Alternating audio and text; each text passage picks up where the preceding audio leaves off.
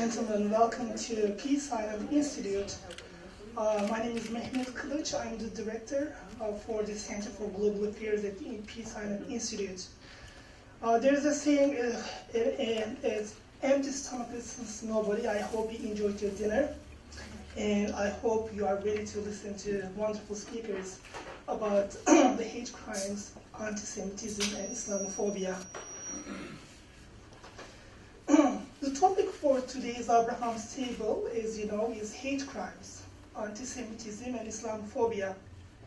The reason why we choose this topic is because, as you remember, a few months ago we had some hate crimes in New Jersey, in Brooklyn. And as the people of the faith communities, we would like to talk about this topic that we promote peace, tolerance, and understanding in the community. And today we have three esteemed speakers with us. We have Rabbi Joseph Potasnik with us. We have Reverend Dr. Elias Dr. Mellon. And we have Ibrahim Sayar, who is the director of the Interfaith Affairs Platform at the Peace Islands Institute. Before we go further, I would like to introduce Peace Island Institute and the Center for Interfaith Affairs. Peace Island Institute is a nonprofit organization that aspires to bring together different points of views. The central philosophy for Peace Island Institute is to unite voices using the spirit of mutual respect and acceptance. The goal is to develop original and alternative perspectives on social phenomena by creating realms of peaceful coexistence, or as we like to call them, peace islands. Peace Island Institute is divided into three major centers. One of them is the Center for Global Affairs, the other one is the Center for Social Affairs, and the other one is the Center for Interfaith Affairs. Now I would like to talk to you a little bit about the Center for Interfaith Affairs, which aims to build relationships between different faith traditions. More than any time in the history of human history, we need interfaith and intercultural dialogue in today's world. New York City offers a particular opportunity as the cosmopolitan city that embraces people and communities from many different religions, cultural, ethnic, and socioeconomic backgrounds. Even though differences can generate some challenges at times, at the Center for Interfaith Affairs, we believe that people can live together despite our differences, if we learn to accept and embrace them. When people of different faiths come together to meet each other and to get to know about each other and their neighbors, talk and listen, they learn about other perspectives and we all grow together. Now it's my great pleasure to introduce you Rabbi Joseph Potasnik. Let me just read his biography. Rabbi Joseph Potasnik, raised in Lynn, Massachusetts, is the only child of two Holocaust survivors. Rabbi Potasnik graduated from Yeshiva University in 1972 and continued on to receive a master's degree from Bernard Reval Graduate School of Jewish Studies, a division of Yeshiva University. He then obtained a law degree from Brooklyn Law School. As a co-host of Religion on the Line since its beginning in 1982, Rabbi Potasnik is noted for his passion, his warmth, and his humor. A popular guest and commentator on local and national radio and television programs, he couples enthusiasm for social issues with the wise insights of the Jewish tradition.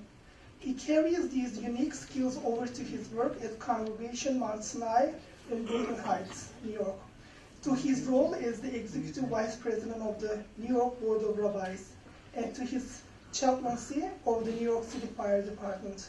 Please join me in welcoming Rabbi Joseph Potasnik.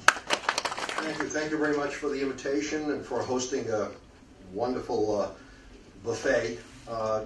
You do it a little bit differently than we do. We have a buffet after the program because we're afraid that people will leave. You have great faith in humanity, that you serve it before, and then you have the program. Secondly, I often find when a member of the clergy gets up to speak, people will ask one another, how long do you think he's going to speak for? And I have a tradition in my own synagogue. I speak for exactly 18 minutes. Never 17 or 19, always 18, for a practical reason. It takes me 18 minutes to walk from my house to the synagogue. Every moment as I am walking, I prepare the sermon. So the length is determined from where I am coming from to where I have to be. Tonight I came here from Brooklyn Heights. The traffic was rather heavy. But I assure you I will adhere to your time concerns. Let me just say, we had a president years ago named Harry Truman. And when Harry Truman would get up to speak, the audience would often yell, "Give him hell, Harry." And his response was, "I never give him hell. I tell the truth, but they think it's hell." And I want to use that to introduce the following observation. Over the years, a number of us here have been involved with dialogue, discussion, and I think there are two forms. There are some, frankly, that I find very superficial, very delusional. Why? Because we're afraid to talk to each other honestly. We'll say nice things to one another. When we walk out, we'll say exactly the opposite. So if dialogue is to have real significance, it must be predicated on the truth. It must be predicated on honest feelings. Otherwise, we're just being delusional. And frankly, there's nothing to be gained, except for a few moments of some kind of euphoria in saying nice things to each other. It's really got to be sincere. It's interesting, the Hebrew word for truth is emet. What is it in Arabic? Ad-haq, all right. Emet is written with the first letter of the alphabet in Hebrew, the middle letter of the alphabet, and the last letter of the alphabet. Why? Because no matter how you approach the truth, beginning, middle, or end, there has to be a consistency. There has to be an honesty. So let me tell you that I think we have a problem. I have been to mosques, synagogues, churches of late, more mosques and synagogues that were subjected to desecration. There was a mosque in Jamaica. There are synagogues in New Jersey. There was the swastika incident here on 6th Avenue in Manhattan. You mentioned Brooklyn. And I think if we look, we see a number of incidents. And I would say there's been an increase in the anti-Semitic incidents. And the question arises, why? Why are we seeing more today than we did some time ago? And I want to rule out some reasons. People say the economy, that's what's doing it. And then we find when we apprehend the perpetrators that a number of them have jobs, come from middle-class homes, are making a living, and it's got nothing to do with the economy. And then some will say, it's education. If only they were educated, they wouldn't hate. And then what do we find? That some of the worst hate mongers have diplomas, have degrees. That just being educated is not an automatic pass on respecting your neighbor. Look back at the Holocaust.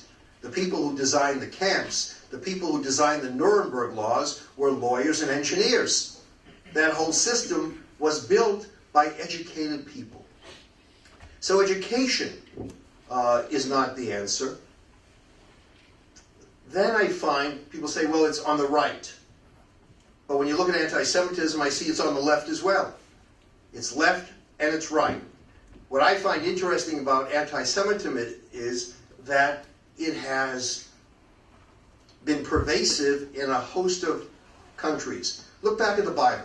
Look at Pharaoh in Egypt. Why did Pharaoh dislike the Jews? What did the Jews do? What was so wrong with what they were doing in Egypt that they inspired the antipathy of hatred? And the answer is, and I think this is the root of anti-Semitism, the root of Islamophobia, the root of anti-Christianity, people simply detest those who they perceive as being different. It's the dislike of the unlike. They see you as being someone different than everyone else, and they don't like you. They can't tolerate difference. That is, to me, the essence of anti-Semitism. And no matter what you do, you're not going to do anything to win the favor of the anti-Semite. Because if they don't like you for who you are, not for based on what you do, then I find you're in trouble, because this is who you are.